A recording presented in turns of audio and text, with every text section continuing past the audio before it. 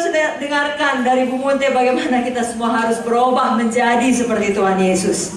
Bagaimana kita harus mengasihi Tuhan, patuh kepada perintah Tuhan, dan juga harus mengasihi sesama. Golden rule, apa yang kita ingin orang lakukan kepada kita lakukan terlebih dahulu kepada orang lain. Lalu bagaimana prakteknya kita hidup dalam satu gereja, dalam satu tubuh Kristus. Kita semua harus bersatu, amin. Kita harus berubah dan berbuah. Mari sama-sama katakan berubah dan berbuah. Sebabnya malam ini saya mau sampaikan untuk mengerjakan semua hal tadi, biarlah kita masing-masing memiliki iman yang berani. Jangan kita dengarkan firman Tuhan, terlalu tinggi itu, terlalu susah untuk mengerjakannya, terlalu besar itu. KKS-ku sudah terlalu banyak perpecahan, susah kalau dibilang bersatu. Saudaraku, biarlah kita punya iman yang berani. Apa kata firman? Sanggup kita melakukannya. Bisa kita melakukannya.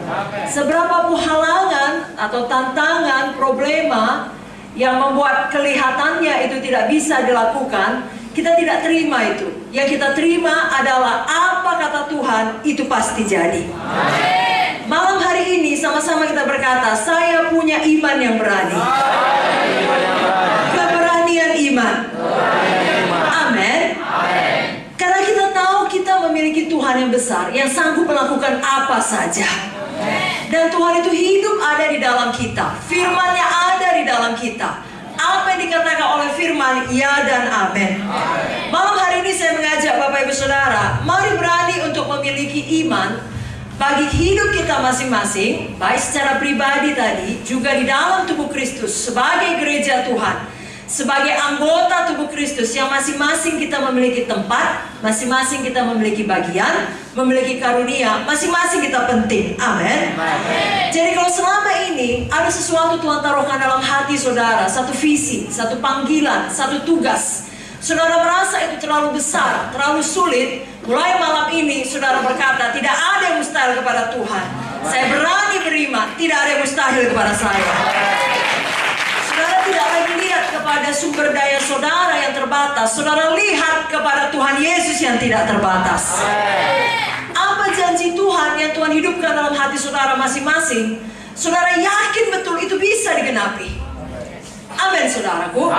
Saudara masih ingat kisah Abraham? Bagaimana Tuhan menjanjikan kepada dia memiliki anak. Dia sudah tua, mustahil bagi dia memiliki anak, tapi dia memiliki iman yang berani. Mari saya bacakan dalam Roma 4 ayat 18 sampai 24. Sebab sekalipun tidak ada dasar untuk berharap, namun Abraham berharap juga dan percaya bahwa ia akan menjadi bapa banyak bangsa, menurut yang telah difirmankan, demikianlah banyaknya nanti keturunanmu. Imannya tidak menjadi lemah, walaupun ia mengetahui bahwa tubuhnya sudah sangat lemah, karena usianya telah kira-kira 100 tahun, dan bahwa rahim Sarah telah tertutup. Tetapi terhadap janji Allah ia tidak bimbang karena ketidakpercayaan, malah ia diperkuat dalam imannya, dan ia memuliakan Allah dengan penuh keyakinan bahwa Allah berkuasa untuk melaksanakan apa yang telah ia janjikan. Karena itu hal ini diperhitungkan kepadanya sebagai kebenaran. Kata-kata ini, yaitu hal ini diperhitungkan kepadanya, tidak ditulis untuk Abraham saja, tetapi ditulis juga untuk kita. Sebab kepada kita pun Allah memperhitungkannya, karena kita percaya kepada Dia yang telah membangkitkan Yesus Tuhan kita dari antara orang mati. Apa suara Roh Kudus dalam hati saudara? Apa visi Tuhan yang besar Tuhan taruh dalam hati saudara? Apa janji Tuhan yang selama ini pada waktu yang lalu hidup tapi telah redup dalam hati saudara? Malam ini nyalakan kembali, bangkitkan kembali. Jangan katakan, oh sudah terlalu lama, tidak mungkin lagi. Di sini dikatakan, walaupun tidak ada dasar untuk berharap, Abraham berharap juga. Mustahil dia sudah tua punya anak, tapi dia tetap berani beriman kepada Tuhan. Malam hari ini saudara juga demikian. Apalagi besok kita KKR, saudara yang selama ini penakut, tidak pernah melihat saudara bisa berhasil bawa jiwa. Saudara punya iman, saudara berani bawa jiwa pada esok hari. Dan untuk seterusnya, walaupun sudah siap KKR, saudara berani melihat saudara seorang pemenang jiwa, berhasil membawa jiwa tiap-tiap minggu kepada kebaktian minggu saudara, kepada kebaktian kelompok sel saudara. Saudara yang selama ini merasa Tuhan memanggil saudara menjadi pemimpin, tadi saudara baca dalam buku Efesus, Saudara tidak berani jadi PKS sebelumnya, mulai malam ini saudara sambut panggilan Tuhan. Berani menjadi pemimpin, berani menjadi PKS, berani menjadi saksi Tuhan dimanapun Tuhan meletakkan saudara dalam dunia sekuler sana. Karena tidak ada yang kebetulan. Di mana saudara tinggal, di mana saudara bekerja, biarlah saudara menjadi terang, menjadi garam di sana. Saudara juga berani patuh kepada firman berapapun harganya. Saudara, di saat kita mau menggenapi panggilan Tuhan dalam hidup kita, pasti akan ada masalah yang terjadi. Dan kerap kali manusia ini punya kecenderungan untuk menyelesaikan satu masalah. Kita lebih suka mengambil jalan aman, ya, mana jalan mudah yang tidak merepotkan kita, yang tidak membahayakan nama baik kita. Kita lebih suka mengambil jalan pintas daripada mengambil jalan yang benar. Kerap kali jalan yang benar itu lebih sulit, lebih membayar harga. Kenapa? Karena jalan yang benar membutuhkan iman yang berani. Yang berani berdiri sendirian ketika tidak ada orang lain yang mendukung kita. Tapi itulah yang harus kita lakukan. Di dalam Alkitab ada banyak contoh teladan bagaimana hamba-hamba Tuhan memiliki iman yang berani di tengah-tengah persoalan, kesukaran, bahkan penderitaan yang mengancam resikonya nyawanya sendiri.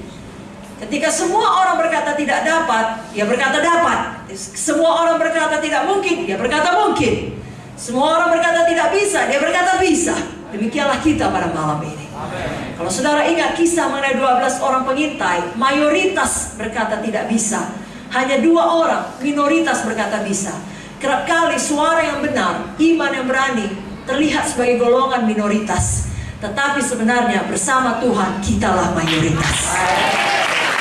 Haleluya saudara. Malam ini saya bacakan contoh teladan seorang hamba Tuhan memiliki iman yang berani, namanya Kaleb. Dari Bilangan 13 ayat 26 sampai 33 saya bacakan. Langsung datang kepada Musa, Harun dan segenap umat Israel di Kades di padang gurun Paran. Mereka membawa pulang kabar kepada keduanya dan kepada segenap umat itu, memperlihatkan kepada sekaliannya hasil negeri itu. Mereka menceritakan kepadanya, kami sudah masuk ke negeri kemana kau suruh kami, dan memang negeri itu berlimpah-limpah susu dan madunya, dan inilah hasilnya.